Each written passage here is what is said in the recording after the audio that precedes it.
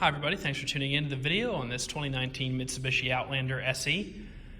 One thing to note as we start the video is the Outlander is the third row seat model for Mitsubishi. It does have a relatively small but still functional third row in it, so you can carry up to 7 total passengers in this vehicle. The reason I stopped to point that out right in the beginning is there's also another vehicle called the Outlander Sport that does not have a third row, that only can hold 5 passengers. So just a quick difference between the Outlander and the Outlander Sport. Starting off in the front there, you do have those large chrome swoops to either side, the Mitsubishi emblem in the middle, and of course fog lights laid into the lower bumper. Coming around the side, you're gonna see an alloy rim with black inserts in that rim mounted up with a Toyo tire there. Coming down the side, you're gonna see body-colored mirror caps as well as door handles, and a black molded plastic with a small sort of a brushed nickel colored accent there running the length of those doors. On the outside of the mirror, you're going to see a turn signal integrated into the mirror cap here. Continuing to the back, you're going to see all of your Mitsubishi Outlander and SE badging back here, as well as you can see where your backup camera is mounted right up here by the hatch release. I apologize for the background noise. It is pretty windy outside all of a sudden. Do have super all-wheel control. That is Mitsubishi's fancy way of saying all-wheel drive. Does have that equipped, so it is an all-wheel drive vehicle. Coming up here, we're going to step in the inside. Of course, you do have the proximity button here. If you have the key in your pocket and you hit that button, it will unlock the doors for you. Opening things up here, you got your power windows, locks, and mirrors laid out in a standard fashion there on the driver door. Taking a quick look, you do have a power driver seat. So let's jump in and fire it up. It does have 2 key fobs, you can see those right there. Put your foot on the brake, hit the push button start. Fires up pretty, I'd say average miles really for a 19 at this point. Just under 19,500 miles. Lots of life left in the powertrain warranty, still 40,000 miles of powertrain warranty left there. On the left-hand side of the wheel, you're going to find your menu navigation as well as your Bluetooth controls. On the right-hand side, you're going to find your cruise control items. Coming in here to the center screen, you have a large touch screen here. You can see your FM, AM, and Sirius XM radio. You can also Bluetooth audio from your phone to the vehicle. Got a nice backup camera there.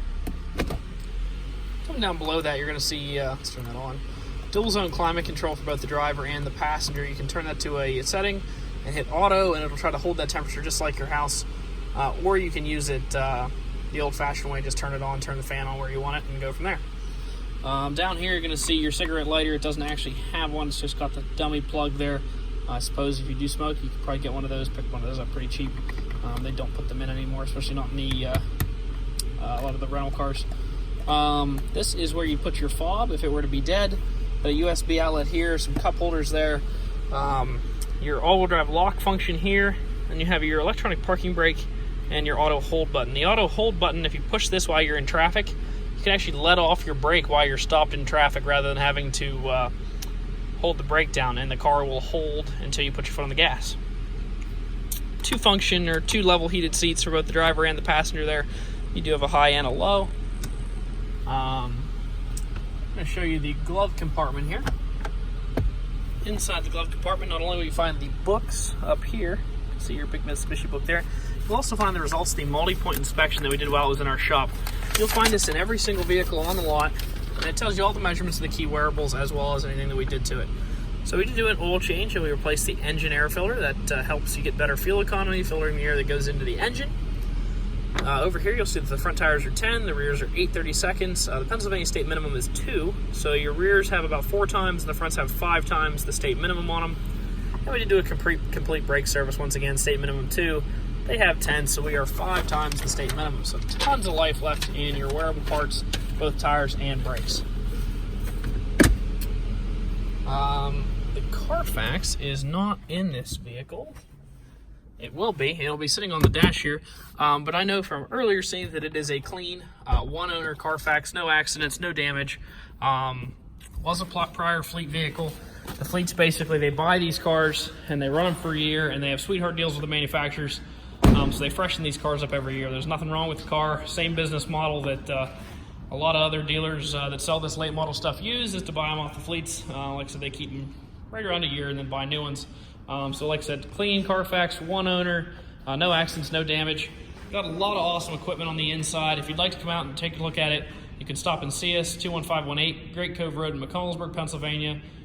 Check out our other inventory online at allthingsautomotive.com or give us a call, 717-485-4224.